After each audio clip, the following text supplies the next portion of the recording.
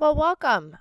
Today we're going to talk a little bit about this idea of elements and compounds, which is the next step in talking about matter. Remember, matter we can break up into three categories: mixtures, which we've been talking about for the last couple days, and then we have elements and compounds as the other two categories. We're going to talk about both of those today. So my first question for you is this, and this is in your notebook as well.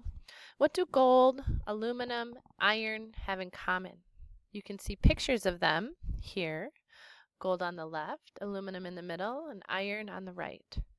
So as you look at those pictures, take a minute in your notebook and write down, what do you think that gold, aluminum, and iron have in common? Pause the video. Once you have the question answered, hit play.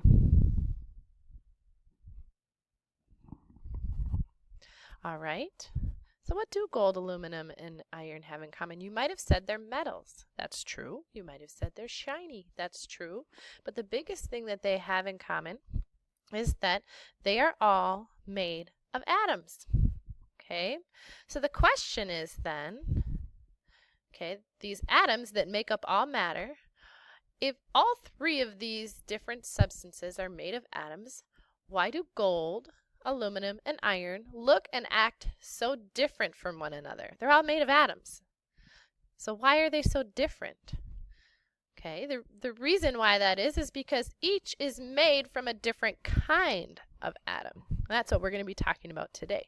So you want to get that written in your notebook as well. All right. So how many different atoms do you think there are in the world? Think in your head of a number. Okay, 100, a million, 5 million.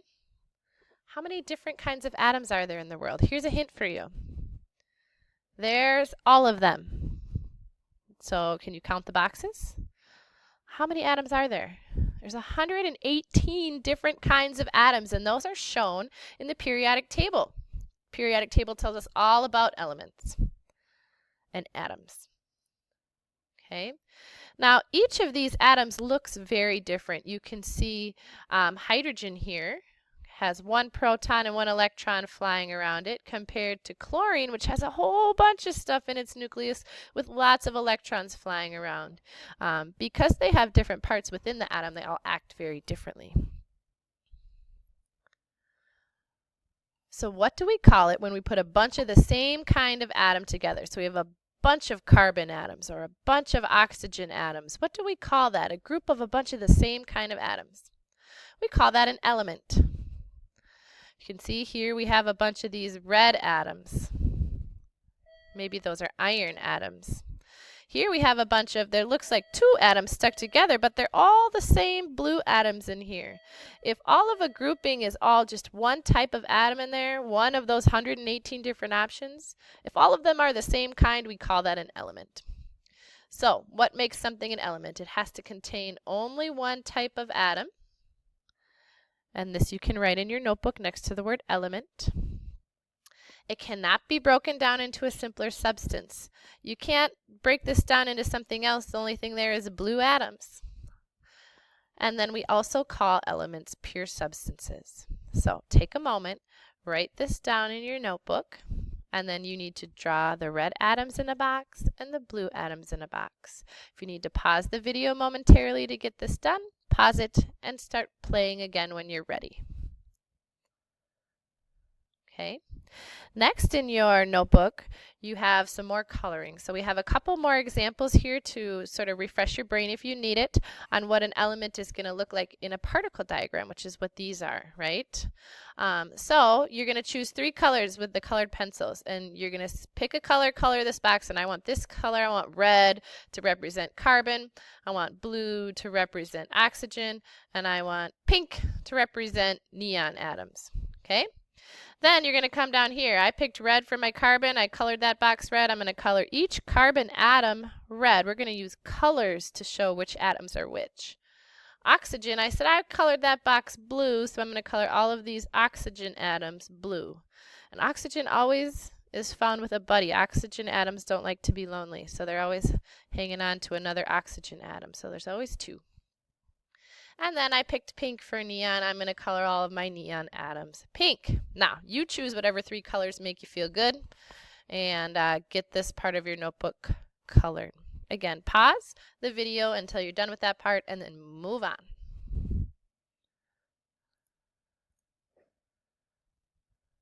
All right, next part of your notes, we know what an element is now. An element is a group of the same kind of atom.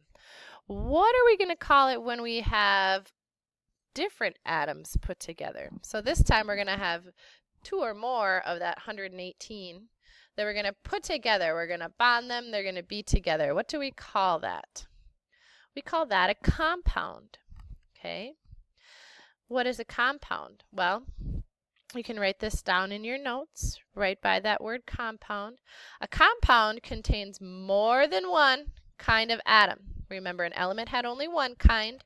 A compound has more than one kind. Here's the tricky part. They have to be chemically bonded. In other words, they're stuck together. They can't be 2 different kinds floating around separately. If there's 2 different kinds floating around separately, we call that a mixture.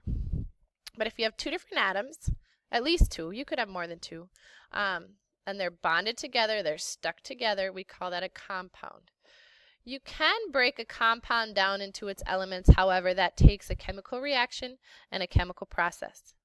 All right, so write this part down in your notebook, draw this part in the box. So you have a particle diagram. You can see here I have how many different kinds of atoms? I see 2. We have green atoms and we have purple atoms.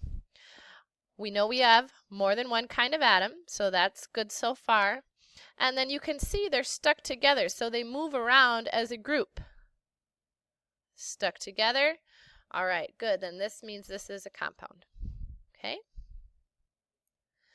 You have some coloring practice to do with your compounds. Again, you're going to choose 4 different colors. One color to represent hydrogen atoms, another color to represent oxygen, another color for sodium, and a 4th color for chlorine.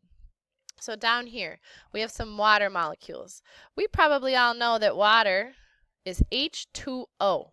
We know it has 2 H's and 1 O in each molecule. So which one is O and which ones are H? If you look at this, you know it has 1 oxygen and 2 hydrogen. Since there's 2 of these small ones, hydrogen must be the small ones and oxygen the big ones. Okay, so whatever colors you chose for oxygen and hydrogen, you're going to use to color in these molecules correctly. Over on the right, we have sodium chloride, which is 1 Na and 1 Cl. Okay, so the big one is going to be your sodium. The small one is your chlorine.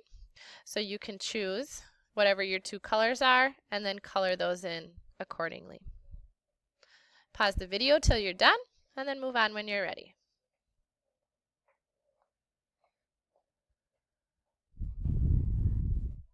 Now, after you've finished this coloring, you have some extra practice to do on your note sheet. So you have the second half of that page and then the whole next page. And what you're going to be doing is looking at each example and identifying if that example is a compound, an element, or a mixture.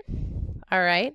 After you've tried a few, check your answers, make sure you're on the right track, and then do the very last page as well. If you have any questions, make sure you talk to your teacher, get it clarified right away. Good luck.